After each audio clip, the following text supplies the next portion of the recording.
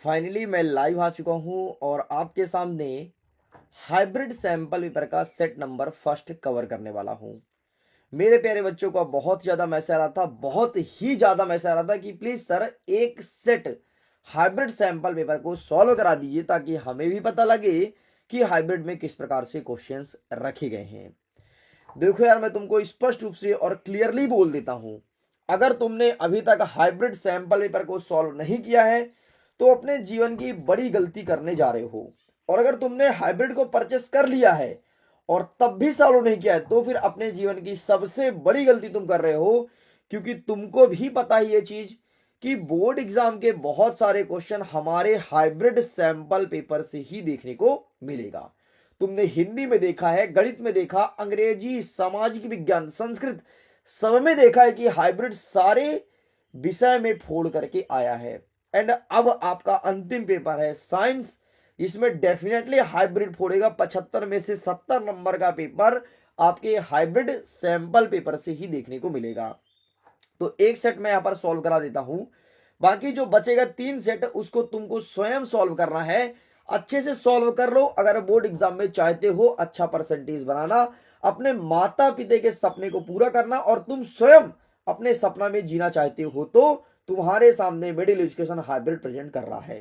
तो चलो अब हम देखते हैं हाइब्रिड के उन सभी क्वेश्चंस को जो हमारे एग्जाम में देखने को मिलेगा।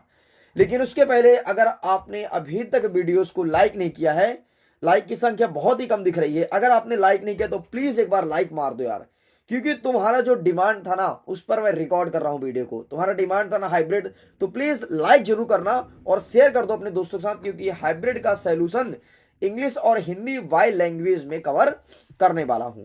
तो ये है आपके सामने सेट नंबर 1, इसके संपूर्ण आंसर को कवर करेंगे। बाकी तुम देख सकते हो यहाँ पर वेरियस प्रकार के इंस्ट्रक्शन है, निर्देश जरूर ध्यान से पढ़ लो। सभी प्रश्न को हल करना अनिवार्य है। 1 से लेकर के 5 तक आपको मल्टीपल चॉइस क्वेश्चन देखने को मिलेगा। प्रत्येक प्रश्न के लिए 1 अंक निर्धारित किया गया है। यहां पर लिखा गया है question number 1 to 5 are adjective type questions, each sub questions carry 1 marks.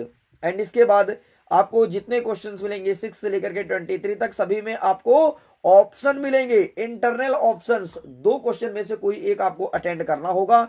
And आगे देख लो 6 से लेकर 17 तक जितने क्वेश्चन रहेंगे सभी का आंसर आपको 30 वर्ड्स में लिखना है। फिर 18 से लेकर के 20 तक जितने क्वेश्चन रहेंगे सभी का आंसर 75 वर्ड्स में। एंड 21 से लेकर 23 तक जितने भी क्वेश्चन है सभी का आंसर 120 वर्ड्स में लिख करके कंप्लीट करना है। And draw neat and labels diagram whether they are necessary, मतलब जहां पर आवश्यक होगा हमें स्वच्छ और सुंदर चित्र बनाना है।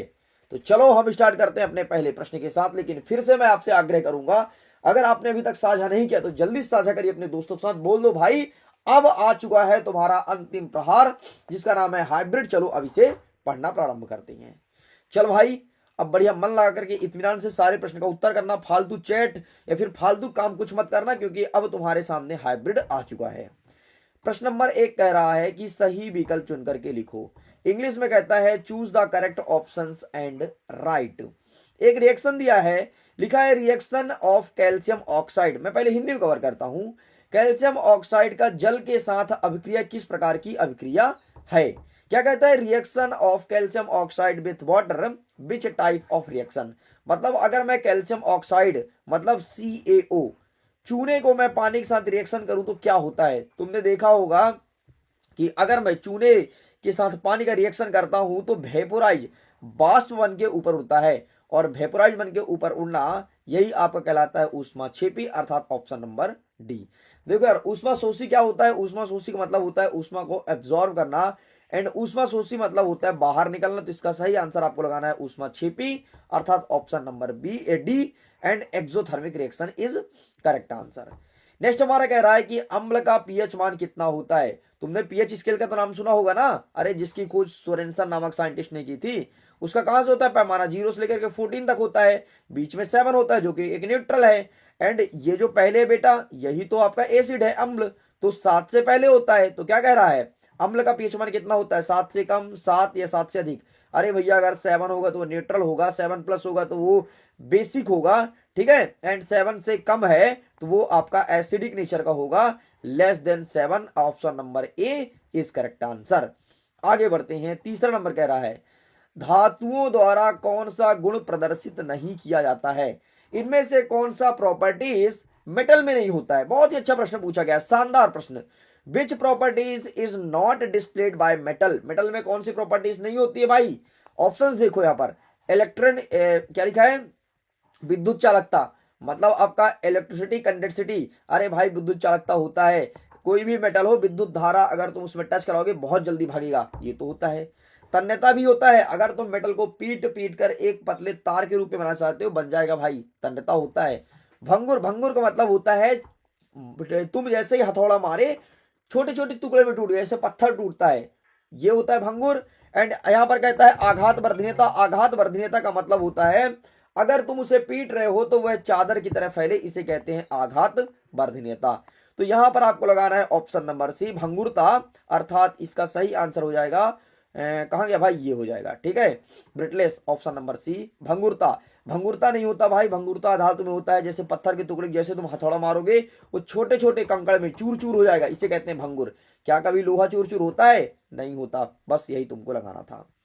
नेक्स्ट कहता है स्वपोषी पौधे के लिए आवश्यक है। स्वपोषी, स्वपोषी का मतलब क्या होता है? जो अपना भोजन स्वयं स्वयं बनाता है। It is necessary for autotrophic nutrition, ठीक है, जो अपना भोजन स्वयं बनाता है उसे स्वपोषी कहते हैं। एंड इसके लिए क्या आवश्यक है भाई? उसे कार्बन डाइऑक्साइड और पानी चाहिए, क्लोरोफिल भी चाहिए, सूर्य का प्रकाश भी चाहिए। उपरोक्त सभी option number D is correct answer. ये आपको यही चुपचाप लगा देना है। समझ तो आ रहा है एक एक चीज? अरे भाई साहब, हाइब्रिड से बाहर आपके एमपी बोर्ड की क्षमता नहीं है क्वेश्चन पूछ ले, ठीक है, और ये चीज तुमको भी पता है और तुम अच्छे से जानते हो कि क्वेश्चन आएगा तो हाइब्रिड से, इसीलिए हाइब्रिड को अच्छे से लगा लेना, दिमाग में सारे क्वेश्चंस को बैठा लेना, एकदम दिमाग में बैठना चाहिए। और चारों सेट के हाइब्रिड को तुम पढ़ने के बाद देख लेना, एग्जाम को तुम फोड़ करके आओगे, और बहुत सारे बच्चे डेली एग्जाम को फोड़ करके आते हैं। आगे बढ़ते हैं, हमारा 5वां नंबर कह रहा है मनुष्य में पौरुष बढ़ाने वाला हार्मोन्स है। पौरुष बढ़ाने वाला हार्मोन्स कौन सा है? पौरुष मतलब होता है अगर तुम्हें एक यंग युवा बनाएगा तो वो कौन सा हार्मोन्स बनाता है, ठीक है। अरे मर्द जिसे कहते हो यार, कि मर्द है क्या तू, या फिर तुम्हारे अंदर मर्दांगी नहीं है, ऐसा शब्द यूज करते तुम सुने होगे, लेकिन यहाँ पर हमें ऐसे शब्दों को यूज नहीं करना है क्योंकि हम एज अ टीचर यहाँ पर पढ़ा रहे हैं, लेकिन आपको समझाने के लिए मैंने बताया है, ठीक है। तो जिसे मर्द कहते हो मर्दांगी, तो वही वाला हार्मोन्स क्या है? तो यहाँ पर आपको लिखा है एस्ट्रोजन, एस्ट्रोटेस्ट्रॉन, इंसुलिन या फिर वृद्धि हार्मोन्स। तो यहाँ पर आपको लगाना है option number A, estrogen is correct answer, ठीक है। ये आपका पौरुष हार्मोन्स कहलाता है। एक सेकंड भाई, एक सेकंड, एस्ट्रोजन नहीं होगा बल्कि एस्ट्रोटेरॉन होगा, option number B. Sorry, I am really so sorry, estrogen hormones नहीं, एस्ट्रोएस्ट्रेन हार्मोन्स पौरुष हार्मोन्स कहलाता है। नेक्स्ट कहता है कि स्वस्थ मनुष्य की स्पष्ट दृष्टि की न्यूनतम दूरी कितनी है? अगर कोई मनुष्य स्वस्थ है तो भाई साहब उससे 25 सेंटीमीटर में अगर क्लियर चीज दिख रही है समझो उसकी आंखें सही है। तुम भी अपने आंखों को मापन कर सकते हो, मूल्यांकन कर सकते हो। कैसे? तुम 25 सेंटीमीटर में बुक रख लो और उससे पढ़ो, अगर तुम क्लियर पढ़ लेते हो मतलब तुम्हारी आंखें सही है, नहीं पढ़ पाते मतलब तुम्हें इफेक्ट्स है, ठीक है। चल, इस प्रकार से हमारे ओटी होते हैं कंप्लीट। ओटी कंप्लीट, सारे क्वेश्चन को रट लेना, ओटी के क्वेश्चंस यहीं से बनने वाले हैं, ठीक है। एक बार थम्स अप भेज दो कि हाँ सर हमारे ओटी कंप्लीट हो गए और सब कुछ हमें अच्छे से याद हो गया। 2023 का पेपर है सर? अच्छा 2023 का पेपर है, ये 2023 का पेपर है, उठा के देख लो 23 का पेपर, ठीक है। हाइब्रिड 2023 का मैं क्यों दूंगा? क्या यार कैसी बातें करते हो, हाइब्रिड 2023 का है, वाह। हाइब्रिड एमपी बोर्ड का बाप कहलाता है भाई, फादर ऑफ एमपी बोर्ड, समझ गए। तो ये 2023 का पेपर कोई नहीं है, ये फादर ऑफ एमपी बोर्ड है। चलो भाई, अनुज बीट गेमिंग कह रहा है कि सर आपके चरणों में मेरा कोटि कोटि प्रणाम, थैंक यू अनुज। चलो एक बार थम्स अप आ गया कि हाँ सर क्लियर, बस सारे प्रश्न याद कर लें, ठीक है। आगे बढ़ते हैं, क्वेश्चन नंबर 2 कहता है रिक्त स्थान की पूर्ति कीजिए। ये 6 नंबर का देखने को मिलेगा भाई साहब, ठीक है कर लेंगे यार, क्या दिक्कत है। फिल इन द ब्लैंक्स, आओ भरना प्रारंभ करते हैं। एस्टोस्टेरोन हार्मोन्स का स्त्रवण कहां से होता है? वेरी गुड क्वेश्चन है, पूछा है, बहुत अच्छा, देखो कैसे घुमाया है। सबसे पहले आपसे बोला है कि पौरुष हार्मोन्स, पौरुष वाला कौन सा हार्मोन्स है? तो एस्ट्रोटेरोन है। अब ये बताओ कि एस्ट्रोटेरोन हार्मोन्स कहां से निकलता है? तो एक कोशिकाओं से निकलती है, कौन सी? लीडिंग कोशिकाओं से। तो आपको यहाँ पर लिखना है लीडिंग कोशिकाओं। नेक्स्ट कहता है प्लास्टर ऑफ पेरिस अर्थात पीओपी का रासायनिक सूत्र क्या होता है? पहले तुम ये मुझे बताओ, पीओपी का यूज बताओ भाई, पीओपी का यूज बताओ, पीओपी का यूज बताओ, कोई एक यूज कहां होते हैं, फिर इसका मैं फॉर्मूला बताता हूं। इसका फॉर्मूला होगा आपका CaSO4 इंटू 1/2 H2O। ठीक है, नेक्स्ट कहता है लघु पतन के समय परिपथ में विद्युत धारा का मान क्या होता है। लघु पतन मतलब जब कभी शॉर्ट सर्किट होता है तो विद्युत धारा का मान हमेशा बढ़ जाता है, तभी जाकर के बड़ा फॉल्ट होता है, फ्लाक एकदम फूट जाता है। ठीक है, the time of short circuit the value of electricity current in the circuit becomes, क्या होता है, धड़ाम से फूटता है। नेक्स्ट कहता है प्रकाश के प्रकीर्णन के कारण आकाश का रंग कैसा प्रतीत होता है। तो प्रकाश के प्रकीर्णन के कारण आकाश का रंग ब्लू अर्थात नीला, है ना, गाना सुने ना, आज ब्लू है पानी पानी पानी पानी, तो वही भाई साहब आकाश का रंग भी नीला हो जाता है। नेक्स्ट कहता है भंगुरता प्राय डैश डैश का प्रमुख गुण है। भंगुरता किसमें होता है, भाई धातु में तो होगा नहीं, तो डेफिनेटली धातु में होगा ना। अरे भंगुरता का मतलब क्या होता है, भंगुरता का मतलब जैसे ही तुम इसमें हथौड़ा पटको या हथौड़ा पीटो ये छोटे छोटे टुकड़ों में टूट जाएगा, इसे कहते हैं भंगुर। एंड यह आपके नॉन मेटल का बेस्ट प्रॉपर्टीज है। नेक्स्ट क्या कहता है, अंतिम प्रश्न, दो या दो से अधिक धातुओं का समांगी मिश्रण क्या कहलाता है। तो सिंपल से इसे मिश्र धातु कहते हैं। ठीक है, मिश्र धातु, दो या दो से अधिक धातुओं का समांगी मिश्रण मिश्र धातु कहलाता है। एंड यहां पर इसका आंसर आपको मिश्र धातु लिखना है, मतलब मिक्स मेटल। इस प्रकार से ये होता है आपका द एंड मतलब कंप्लीट। ले भाई ये भी कंप्लीट, एक बार थम्सअप मारो यार कि सर ये भी कंप्लीट हो गया, जल्दी से थम्सअप मारो, जल्दी से थम्सअप मारो, जल्दी से थम्सअप मारो, जल्दी से जल्दी थम्सअप मारिए और बताइए कि हाँ सर ये हमारा कंप्लीट हो चुका है। हाँ, पीओपी का यूज अजय लिख दिया है। हड्डी टूटी हुई हड्डी को प्लास्टर करने में, वेरी गुड, जब आपकी हड्डियां टूट जाती है तो पीओपी का यूज करा जाता है। भवन के निर्माण में जब पुट्टी वगैरह होता है ना, वहां पीओपी का यूज करते हैं। दंत चिकित्सक में जो दांत जिसका टूट जाता है ना, तो दांत का साइज मापने के लिए डॉक्टर साहब पीओपी का यूज करते हैं। और मूर्ति एवं सजावटी सामान बनाने में, तो तुम देखे हो मूर्ति, कोई ने पैरेट बना दिया, पैरेट बना के बेच रहे हैं, और कोई फूल गमला बना के बेच रहे हैं, ये पीओपी से बनता है। और अग्निसह के रूप में, मतलब अगर आग को बुझाना है तो पीओपी का इस्तेमाल किया जाता है। अनुज कह रहा है सर सेट नंबर 2 भी करा दो। देखो अनुज, अगर मैं सेट नंबर 2 करा दूंगा तो जो बच्चे पैसे दे करके हाइब्रिड को लिए हैं और जो बच्चे पैसे नहीं पेमेंट किए तो उनको क्या ही मतलब निकलेगा, बताओ ना, आप खुद बताओ। ये जो बेचारे पैसे लेकर के और हाइब्रिड से तैयारी कर रहे हैं तो बहुत सारे बच्चों को फ्री में मिल जाएगा ना, इसलिए मैं नहीं करा सकता। मैं उन सभी बच्चों को बहुत सम्मान करता हूं जिन्होंने हाइब्रिड का बहुत इज्जत किया है और हाइब्रिड को बहुत अच्छे से प्रिपेयर कर रहे हैं, इसलिए आई एम रियली सो सॉरी, मैं उसे यहाँ पर नहीं करा पाऊंगा। लेकिन एक सेट उनका भी डिमांड था कि सर एक सेट तो करा ही दो। ठीक है, तो एक सेट उनके कहने पर मैं लेकर के आया हूँ। भाई मैं बहुत सम्मान करता हूँ उन सभी बच्चों का जो हाइब्रिड से पढ़ाई कर रहे हैं। ठीक है, और मेरे ऊपर भरोसा कर रहे हैं, लगभग 1000 बच्चे मेरे ऊपर भरोसा करके जो हाइब्रिड से पढ़ाई कर रहे हैं, तो मैं ऐसा उनके साथ गलत नहीं कर सकता। आई एम रियली सो सॉरी। ठीक है, चल भाई आगे बढ़ते हैं। नेक्स्ट नेक्स्ट हमारा प्रश्न क्रमांक 3 कह रहा है कि सत्य सत्य को लिखो। अब जो आओ ट्रू फॉल्स को फटाफट फोड़ते हैं। ठीक है, बहुत ही सरल है ट्रू फॉल्स यार, देखना। दूर की वस्तु को ठीक से नहीं देख पाना क्या दूरदृष्टि दोष कहलाता है। अरे नहीं रे ना, दूर के वस्तु से ठीक से नहीं देख पाना यह निकट दृष्टि दोष कहलाता है। निकट दृष्टि दोष में क्या होता है, निकट की वस्तुएं जो होती है वो ठीक से हम नहीं देख पाते, लेकिन दूर की वस्तु को ठीक से देख पाते हैं। ठीक है, तो ये चीज ध्यान रखना, इसलिए यहां पर असत्य लगाना है। नेक्स्ट कहता है निकट दृष्टि दोष के निवारण के लिए अवतल लेंस उपयुक्त होता है। बिल्कुल सही है। अब इसका मैं ट्रिक बताता हूं, जरा देखना। देख क्या चीज होता है, दो दोष होता है, एक होता है निकट और दूसरा होता है दूर। ठीक है, अगर मैं इंग्लिश में बोलूं तो ये आपका क्या कहलाएगा, नियर सिगरेंट। ठीक है, नियर सिगरेंट मतलब पास वाला, और दूर तो दूर का दूर वाला हो जाएगा। ठीक है, अब देखो निकट वाला नियर वाला। ठीक है, नियर वाला। अगर तुम्हें नियर का चश्मा लगा है मतलब तुम्हें निकट दृष्टि दोष है, तो उसके निवारण के लिए अवतल लेंस होगा। कैसे पहचानेंगे सर, लिखो ना हिंदी में अवतल, इसे लिखो उत्तल। ठीक है, तुमसे छोटा आ बड़ा आ पढ़ते आता है, चलो पढ़ते हैं। छोटा आ पहले क्या आया, छोटा आया, बड़ा आ छोटी ई, बड़ी ई, छोटा ऊ, फिर क्या आया, छोटा ऊ, मतलब पहले आया ये, मतलब ये हमारे निकट है। तो निकट दृष्टि दोष के निवारण के लिए अवतल लेंस यूज करते हैं और दूर दृष्टि दोष के लिए उत्तल लेंस यूज करते हैं। बस ये ट्रिक तुम दिमाग में बैठा लो। ठीक है, चलो आगे बढ़ते हैं। नेक्स्ट कहता है आई बराबर वी आर अर्थात विद्युत धारा बराबर विभवांतर गुणे क्या प्रतिरोध होता है। आई बराबर वी आर अर्थात सॉरी एक चीज छूट गया, खतरे के सिग्नल के लिए लाल रंग के प्रकाश का यूज किया जाता है। बिल्कुल सही बात है। अच्छा तुम मुझे ये बताओ, खतरे के सिग्नल के लिए लाल रंग का ही यूज क्यों करते हैं? क्यों हम हरे रंग का यूज नहीं करते भाई? जल्दी बताओ। इसका आंसर देखता हूं कौन सा बच्चा कर रहा है। जल्दी बताओ, जल्दी बताइए कौन सा बच्चा इसका आंसर सही कर रहा है कि खतरे के सिग्नल के लिए किस रंग के प्रकाश का इस्तेमाल करेंगे। जल्दी से आंसर कीजिए, जल्दी करिए, जल्दी करिए, जल्दी कीजिए, जल्दी कीजिए। ठीक है, तो लाल रंग का यूज क्यों करते हैं? चलो बच्चों को तो आंसर आने लगा है धीरे धीरे। ठीक है, सर इसका प्रकरण कम होता है। Very good. देखो क्या होता है, लाल रंग के प्रकाश का यूज क्यों करते हैं? सबसे पहले आंखों में बहुत अच्छे से विजुअल होता है, मतलब हमें आंखों में स्पष्ट दिखाई देता है भाई लाल जल रहा, मतलब कुछ तो खतरा है, मतलब कुछ तो लोचा है। ठीक है, इसके अलावा इसका विचलन बहुत कम होता है, इसलिए हम इसका यूज करते हैं।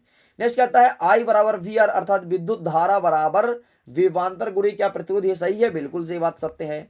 नेक्स्ट कहता है न्यूनतम प्रतिरोध प्राप्त करने के लिए प्रतिरोधकों को समांतर क्रम में संयोजित करना है। न्यूनतम मतलब जो आपका इलेक्ट्रिसिटी प्रवाहित हो रहा है ना, उसे कम करना है, तो क्या इसे समांतर क्रम में रखेंगे? बिल्कुल सही है। अब ये बताओ मुझे, अगर अधिकतम प्रतिरोध प्राप्त करना है तो इसे किस क्रम में रखेंगे? आंसर करो, फटाफट करते जाओ। हाइब्रिड कर रहे हैं, इससे इर्द गिर्द सारे क्वेश्चंस को करेंगे और सब हाइब्रिड से आएगा, तुमको ही पता है ये चीज। ठीक है, ये कोई बताने वाली चीज नहीं है, ना तो ये कोई नई चीज है। चलो भाई जल्दी बताओ, जल्दी बताओ, जल्दी बताओ। अगर हमें अधिकतम प्रतिरोध प्राप्त करना है तो समानता किस क्रम में हम संयोजित करेंगे? ठीक है, संधारित्र को बताओ। इसे हम जमाएंगे श्रेणी में। ठीक है, ये समांतर श्रेणी क्रम में, ये इस प्रकार से ऊपर नीचे जमाएंगे, इससे हमें अधिकतम प्रतिरोध प्राप्त होगा। तुम देखे हो कभी जो इलेक्ट्रिसिटी तार वगैरह होती है वो हमेशा इसी क्रम में होती है, श्रेणी क्रम में, है ना, ऊपर नीचे। कभी इलेक्ट्रिसिटी करंट वाली लाइट देखना। नेक्स्ट कहता है हर्स पावर विद्युत ऊर्जा का मात्रक है? बिल्कुल नहीं है, ये चीज आपका गलत हो जाएगा। इस प्रकार से यहां पर इंग्लिश में लिखा गया है horse power is a unit of electricity energy, तो ये हो जाएगा दिस इज अ इनकरेक्ट। ठीक है, आगे बढ़ते हैं। अब हम ट्रू फॉल्स को यूज करते हैं एंड इसको कवर करेंगे। एक बार थम्सअप मारो यार, थम्सअप जल्दी जल्दी मार दो, थम्सअप जल्दी मारो, थम्सअप। क्वेश्चन आंसर को जल्दी जल्दी कर लेंगे। अभी आप थम्सअप मारो अगर यहां तक आपका कंप्लीट हो गया हो और सारे प्रश्न दिमाग में बैठ गया हो तो। हाँ, अजय कह रहा है खतरे के संकेत के लिए लाल रंग का इस्तेमाल किया जाता है क्योंकि यह कम बिखरता है और दूर से दिखाई देता है। लाल रंग की तरंग दैर्ध्य ज्यादा होती है, इसलिए हम इससे कम विक्षेपित होती है। वेरी गुड, आपका आंसर 200% सही है। ठीक है, चलो भाई जल्दी बताओ। थम्सअप, थम्सअप आगे बच्चों, थम्सअप।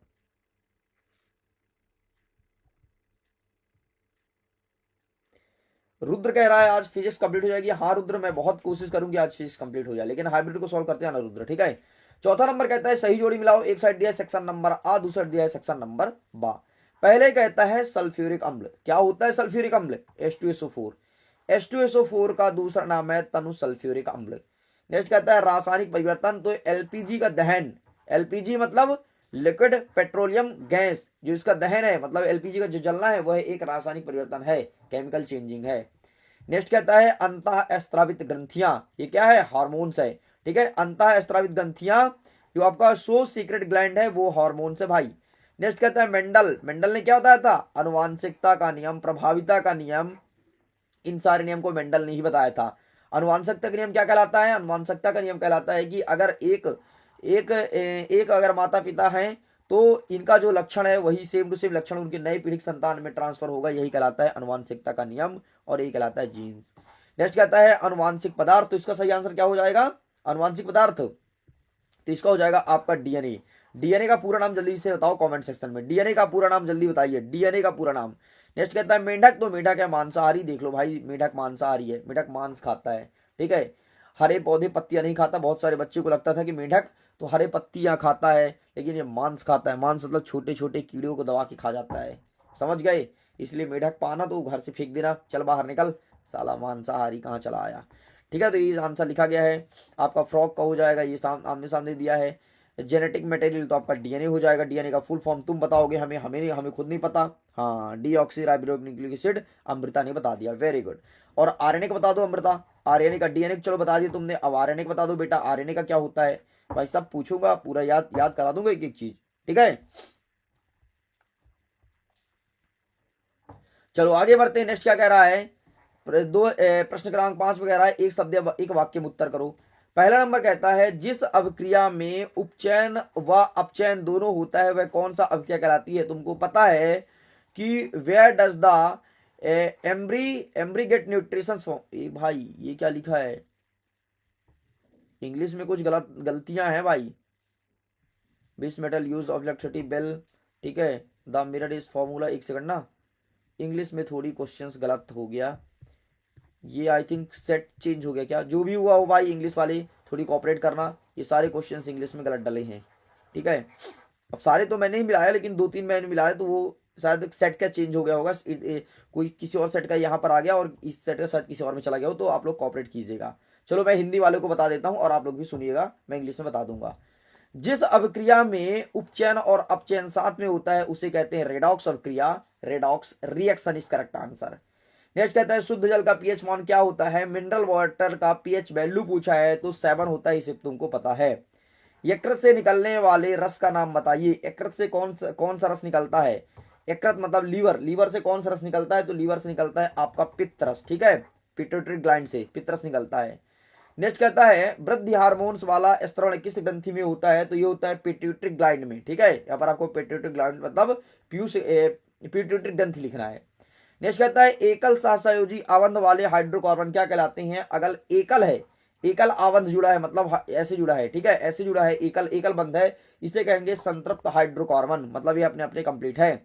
नेक्स्ट कहता है पुरुष में लिंग गुणसूत्र का नाम लिखो, तो पुरुष में जो लिंग गुणसूत्र होता है वो वायु गुणसूत्र होता है। चलो तुम ये बताओ महिला में कौन सा लिंग गुणसूत्र होता है, जल्दी बताओ आंसर, जल्दी करो। महिला में कौन सा गुणसूत्र होता है। पुरुष में तो एक्स और वाई होता है, लेकिन महिला में कौन सा होता है, जल्दी आंसर कीजिए, ठीक है। जल्दी आंसर करो मेरे शेर, मैं देखना चाहता हूं आप कौन सा आंसर सही कर रहे हो, कौन सा आंसर गलत, जल्दी बताओ, जल्दी बताओ जल्दी। X x x x, very good. जो फीमेल में होता है वो एक्स एक्स होता है और जो मेल में होता है इसे एक्स एक्स होते एक्स वाई होता है। ये बताओ जो एक्स एक्स और एक्स वाई है इसको किस साइंटिस्ट ने बताया था, किसने इसे इंट्रोड्यूस किया था, किसने बताया था भाई कि ऐसा ऐसा संकरण होगा तो ऐसे ऐसे ये संतान की उत्पत्ति होगी, किसने बताया था, बताओ किसने बताया था, जल्दी आंसर कीजिए, किसने बताया था, नाम बताओ उस साइंटिस्ट का नाम। डायग्राम आज दे दो सर प्लीज। ओके मैं डायग्राम दे दूंगा यार, परेशान मत हो, प्रॉमिस करता हूं आज डायग्राम दे दूंगा। सॉरी अभी इंग्लिश में थोड़ी ये वाला कुछ मिस्टेक्स है बेटा, कोऑपरेट कीजिए, आगे हम दिखा देंगे, ठीक है। रंग पंचमी है आज, हैप्पी रंग पंचमी आप सभी बच्चों के लिए आप लोग का एग्जाम बहुत अच्छा जाए, मैं भगवान से ही प्रार्थना करता हूं। जल्दी बताओ भाई। एक स्टूडेंट का मैसेज आ रहा है सर अगर हाइब्रिड सैंपल पेपर को सॉल्व कर लिया तो पास हो जाएंगे। अब बताओ, ऐसे प्रश्न आ रहा है पास हो जाएंगे। अरे सुनो बच्चा पार्टी, हाइब्रिड एग्जाम में इतना फोड़ा है ना, पूरा एमपी बोर्ड हिला के रख दिया हाइब्रिड। हिंदी का सुनो 75 में से 73 नंबर, ऐसा कोई चैनल नहीं है जो इतना खासा क्वेश्चन देखने को मिल जाए जितना हाइब्रिड से मिला है। अरे भाई अच्छे अच्छे चैनल को टेक डाउन करके बैठा है हाइब्रिड। हाइब्रिड जो है इतना लाखों बच्चों का भरोसा बना हुआ है भाई आज की डेट में, और भरोसा उनका खरा भी उतरता है, तो तुम पास होने की बात कर रहे हो बेटा। संस्कृत का सुनो 75 में से 73 नंबर। अरे ये सब छोड़ो, तुम मैथ्स का सुनो 75 में से 71 नंबर। अरे ये सब छोड़ो यार, तुम सोशल साइंस का सुनो 75 में से 64 नंबर का। और क्या चाहिए हाइब्रिड में, तुम पास होने की बात कर रहे हो, हाइब्रिड तो टॉप करा रहा बच्चों को। एक स्टूडेंट का इंटरव्यू आपने नहीं देखा, उसका कहना था सर मैं मिडिल एजुकेशन से पढ़ा हूं और 75 में से 75 नंबर का करके आया हूं। आई थिंक आपने इंटरव्यू देखा होगा, ठीक है। और ऐसे देखना ना, जब हमारे टॉपर निकल के आएंगे ना बोर्ड एग्जाम के, जब रिजल्ट खुलेगा फिर देखना सब पेपर को फोल्ड करके आएंगे और सब तबाही मचाएंगे, देखना सब के सब तबाही मचाएंगे एग्जाम में, ठीक है।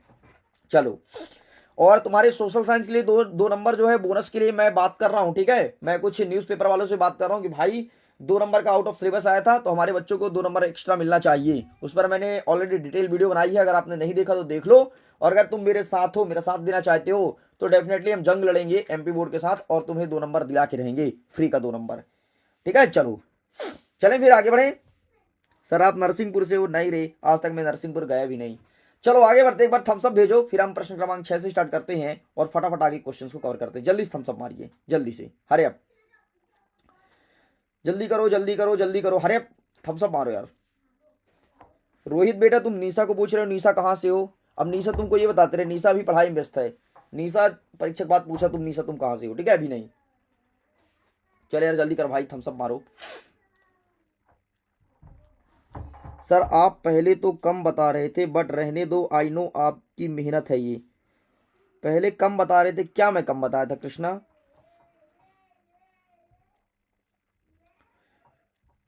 चल भाई आगे बढ़ते हैं, ठीक है, थम्स अप आ गया बच्चों का। सबसे पहले अब देख यार, मैं केवल समझाऊंगा, ठीक है, केवल मैं समझाऊंगा, तुम ध्यान समझते आना। पीएच स्केल किसे कहते हैं?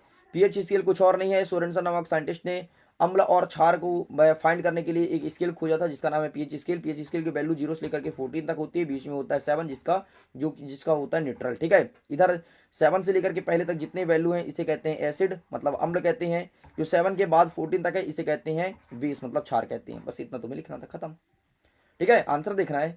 अरे आंसर क्या ही करोगे, देख के लिखा गया पूरा पूरा डिटेल्स, तो यहाँ से देख सकते हो। बाकी का आंसर आंसर कोई मतलब नहीं रही, सब मैं बैठा हूँ ना। नेक्स्ट कहता है प्लास्टर ऑफ पेरिस को आद्ररोधी बर्तन में क्यों रखा जाना चाहिए?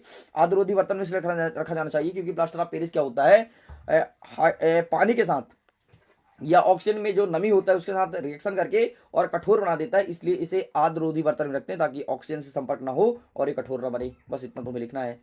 नेक्स्ट कहता है तुम्हें रासायनिक सूत्र बताना है व्यंजक चूर्ण का और प्लास्टर ऑफ पेरिस का। पीओपी का क्या होता है, व्यंजक चूर्ण का क्या होता है, ये मैं दिखा देता हूँ। देखो व्यंजक चूर्ण का होता है CaOCl2 and plaster of Paris का CaSO4 इंटू 1/2H2 होता है। बस इतना आपको लिखना था।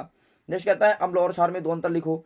तो सबसे पहले अम्ल का जो पीएच वैल्यू होता है वो होता है 0 से लेकर के 7 तक, या फिर आप लिख सकते हो 0 से लेकर के 7 से कम। और जो क्षार का वैल्यू होता है वो 7 से लेकर के 14 तक होता है। ये पहला अंतर हो गया, ठीक है। अम्ल जो होता है तो अम्ल स्वाद में खट्टे होते हैं, ठीक है, और जो क्षार होते हैं स्वाद में कड़वे होते हैं। एक और सुन लो, अम्ल जो होता है वो नीला लिटमस पेपर को लाल कर देता है और जो क्षार होता है वो लाल को नीला कर देता है। ट्रिक बताया था मैं तुमको, अनिल, याद है ना ट्रिक? अनिल, अनिल मतलब अम्ल नीला लिटमस को लाल कर देता है। बस ये तुम्हें डिफरेंस हो गया। दो तुमसे पूछा था मैंने, यहाँ पर कई सारे बता दिया, ध्यान सुध आना, ठीक है सारे। नेक्स्ट कहता है समझाती श्रेणी किसे कहते हैं? तो ऐसा श्रेणी जिसमें एक ही समान जाति के समान प्रकार के एलिमेंट रखे जाते हैं उसे समझाती श्रेणी कहते हैं। एंड एग्जांपल देना, तो एग्जांपल मैं तुम्हारे सामने रखता हूँ, ये देखो, ठीक है। ये लिखा है भाई साहब, जो समान गुणधर्म दिखाते हैं उसे समझाती श्रेणी कहते हैं, जैसे आपका एल्केन, एल्केन, एल्कीन, एल्काइन, ठीक है, इस प्रकार से लिखना है। नेक्स्ट हो गया हमारा एल्केन तथा एल्काइन को परिभाषित करते हुए एक एक एग्जाम्पल देना है। तो आओ दिखा देते हैं इसका आंसर, ये रहा तुम्हारे सामने। वो हाइड्रोकार्बन जिसमें कार्बन अणुओं के बीच द्विबंध होता है उसे एल्कीन कहते हैं। एल्काइन किसे कहते हैं? जिसमें 3 बंध होता है, ठीक है। और एल्केन किसे कहते हैं? एल्केन में 1 बंध होता है। एल्केन में कितने बंध होते हैं? एल्केन में 1 बंध होता है, एल्कीन में 2 बंध होता है और एल्काइन में 3 बंध होता है, ध्यान रखना। बस यही तुम्हारा डिफरेंस है। एंड एक एक एग्जाम्पल ये देख लो, बहुत ही सरल एग्जाम्पल है, कुछ मत कर यार। एक कार्बन लिख दे, उसमें डबल बॉन्ड कर दे, ये हो गया पहले का एग्जाम्पल। एंड एक कार्बन ट्रिपल बॉन्ड कर दे, दूसरे के एग्जाम्पल, खत्म। आगे बढ़ते हैं, कार्बनिक अम्ल का उपयोग बताना है, ठीक है। Right the use of organic acid, ठीक है, कार्बनिक अम्ल, ये रहा तुम्हारे सामने। भोजन और पेय पदार्थ में इसका यूज करते हैं औषधि के रूप में और साबुन तथा डिटर्जेंट बनाने के लिए। बस इतना आपको लिखना था। नेक्स्ट कहता है एथोनोइड अम्ल का 3 यूज बताइए। एथोनोइड अम्ल का 3 यूज तो ये रहा, सिरके में संक्षारण के रूप में, रंग, दवा और प्लास्टिक बनाने में और फल और सब्जी को संरक्षित करने में, इसके लिए इसका यूज किया जाता है। आगे बढ़ते हैं नेक्स्ट। हमारे हमारे आमाशय में अम्ल की क्या भूमिका है? अम्ल मतलब होता है HCl, हाइड्रोक्लोरिक अम्ल, ठीक है। तो ये सिंपल सा भोजन को छोटे छोटे टुकड़ों में तोड़ता है जिससे भोजन का पाचन आसानी से हो, इस प्रकार से अम्ल की भूमिका है।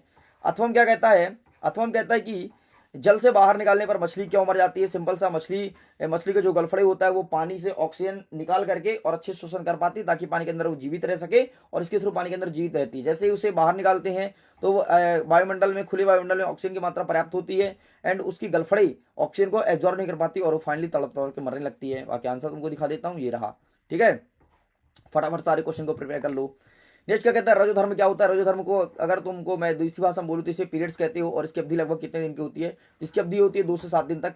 कुछ लड़कियों में 2 दिन तक चलता है, किसी में 3 दिन, किसी में 4 दिन, किसी में 5 दिन, किसी में 6, किसी में 7 दिन, ठीक है। और ये जो टाइमिंग होता है बहुत ज़्यादा पेनफुल होता है यार, है ना।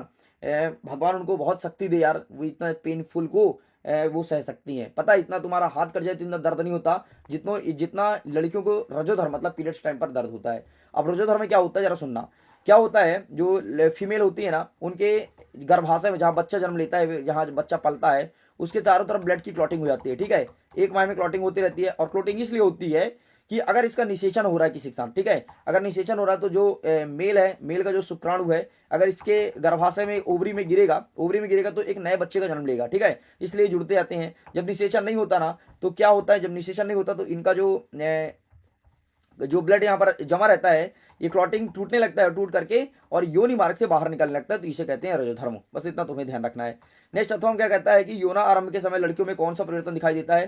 तो यौना आरंभ मतलब जो लड़के 14+ होते हैं तो उनके कौन कौन सा परिवर्तन आता है। सबसे पहले उनको देखोगे कि उनके शरीर में अनचाहे बाल उगने लगते हैं कई जगह, ठीक है। इसके बाद उनके स्तन में वृद्धि हो जाता है, ठीक है। तो इस प्रकार से परिवर्तन देखने को मिलता है।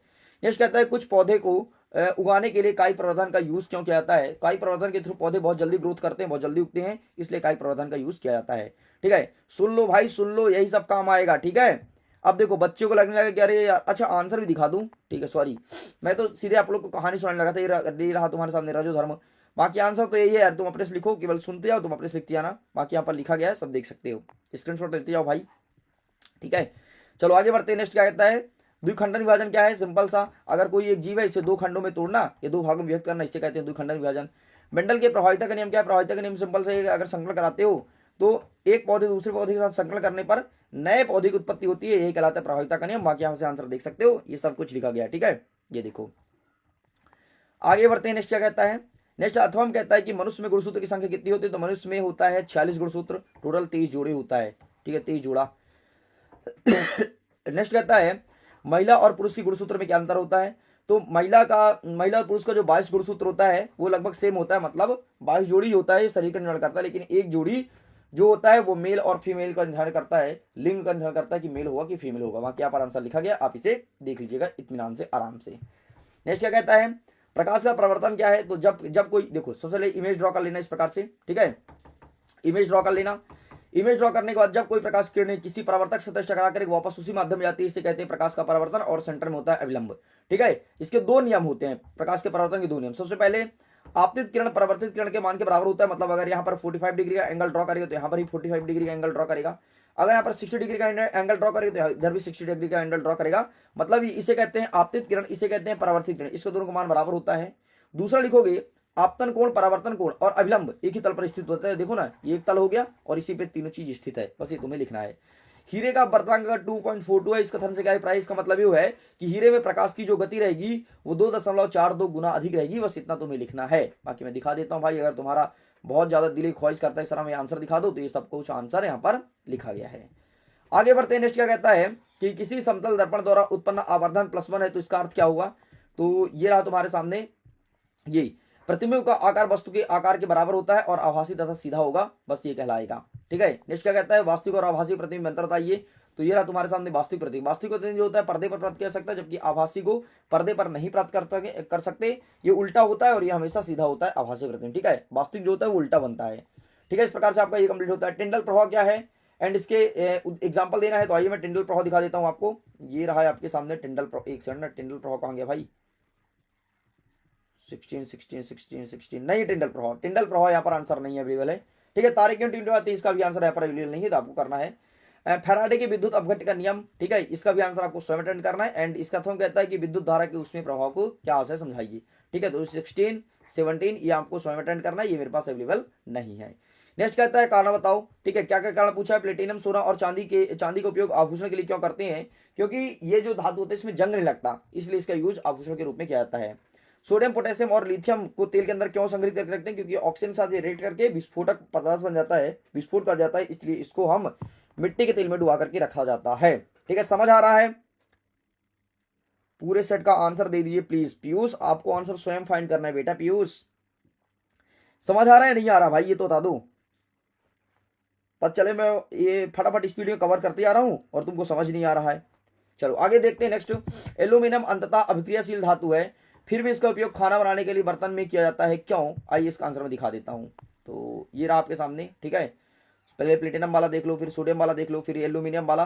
तो एल्यूमिनियम का सतह पर एक पतली सी ऑक्साइड जम जाती है जो कि अभिक्रिया करने से बचाती है, इसलिए इसका यूज हम खाना बनाने के लिए करते हैं, ठीक है। अगर ऑक्साइड की परत न जमे तो ये रिएक्टिविटी है। अथवा क्या कहता है, धातु के तो कोई 3 गुण बताओ, भौतिक गुण।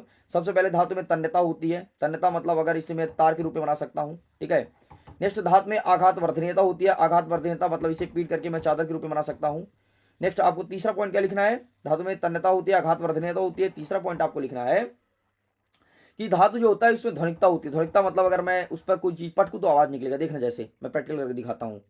ये देखो, ये देखो, आवाज सुनाई दे रही है, बस यही कहलाता है धातु में ध्वनिकता होती है, ठीक है। नेक्स्ट हमारा 19 नंबर कहता है कि मनुष्य में पाए जाने वाली किन्हीं 3 अंतःस्रावित ग्रंथि का नाम बताना है और वो कहाँ से निकलती हैं। आओ दिखाते हैं भाई कहाँ कहाँ से निकलती हैं। ये देखो, सबसे पहले पिट्यूटरी ग्रंथि जो कि ग्रोथ हार्मोन्स कहलाता है, थायराइड ग्रंथि जो कि थायरॉक्सिन से निकलती है, एंड यहाँ पर लिखा है ना अंतःस्रावित ग्रंथि और स्रावित हार्मोन्स। अग्नाशय, अग्नाशय जो है वो इंसुलिन और ग्लूकोन से निकलती है, बस इतना तुम्हें लिखना है। नेक्स्ट कहता है प्रतिवर्ती यात्रा नामांकित चित्र, तो ये चीज आपको करना है, वैसे इसको मैंने अच्छे से बता रखा है, क्लास जब कराया था तो, ठीक है। नेक्स्ट कहता है दक्षिण हस्त के अंगुष्ठ का नियम क्या है। आइए दिखाते हैं दक्षिण हस्त के अंगुष्ठ का नियम। ये लिखा है तुम्हारे सामने लिखा है, तो आप इसका भी स्क्रीनशॉट ले लीजिए, ठीक है। आगे बढ़ते हैं, चुंबकीय क्षेत्र का कोई 3 गुण बताना है, तो ये चीज भी आपको देखना है, स्वयं से अटेंड करना है, बाकी मैं आंसर दिखा देता हूँ, आपको स्वयं से प्रैक्टिस करना है। चलो आगे दिखा देते हैं जो कठिन टॉपिक है। नेक्स्ट क्या कहता है कि रासायनिक समीकरण को संतुलित करना है। आओ संतुलित करके दिखा देते हैं। ये बताओ, यहाँ पर 4 दिया गया, 4 में से मैं कौन सा संतुलित कर दूं। कोई एक करूंगा भाई, बाकी आपको करना है। बता दो भाई मैं कौन सा कर दूं, जो तुम बोलोगे मैं वो कर दूंगा। 4 में से मैं कौन सा संतुलित कर दूं, जल्दी बताओ आंसर फटाफट, जल्दी करो यार। 4 में से मैं कौन सा संतुलित कर दूं, जल्दी से आंसर कीजिए, जल्दी से आंसर कीजिए। और हाइब्रिड को अच्छे से करते जाना भाई। अगर किसी को हाइब्रिड सैंपल पेपर लेना है तो सिंपल सा आप व्हाट्सअप नंबर पर कांटेक्ट कर सकते हैं, 7470 705 703। इस नंबर पर व्हाट्सअप करो, बोलो सर हाइब्रिड हमें परचेस करना है, कैसे मिलेगा, तो वहाँ पर आपको पूरी इन्फॉर्मेशन दे दी जाएगी।